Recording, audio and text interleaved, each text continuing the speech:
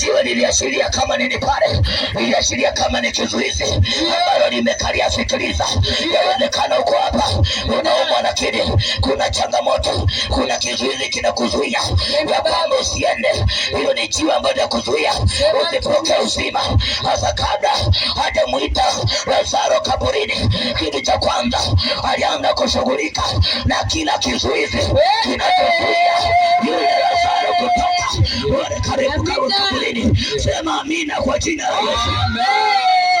Kuna wengine wameshikilia dini. Sikiliza, kinachokupeleka mbinguni ili ukamwone Yesu sio dini. Sikiliza, ni kumwamini Yesu. Amen, amen, amen. Niondoeni jiwe. Sikiliza, kuna vitu hauwezi ukavipokea pasipo kuondoa kizuizi ambacho kipo mbele yako.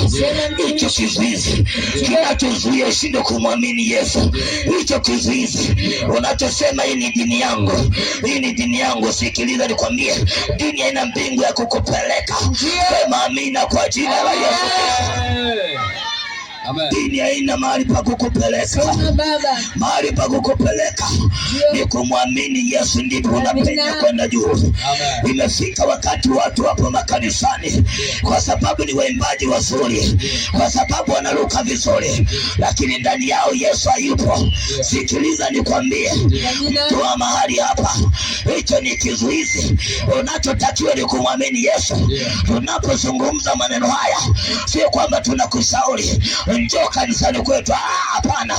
Ndio maana hapa hatujaanza kwanza kutangaza kanisa, tunatangaza habari njema, mfalme wa wafalme.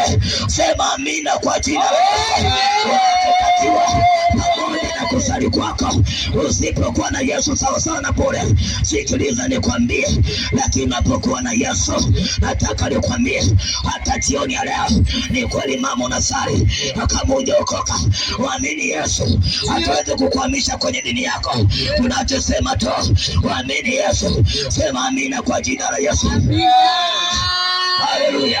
Sikiliza, Biblia inasema, Yesu anasema, yule ambaye ananiamini mimi, yule ambaye ananiamini mimi, huyo mtu siku ya kuondoka afi, bali analala mauti. Ndio maana akamwambia ndugu yetu Lazaro kalala. Kwa nini kalala?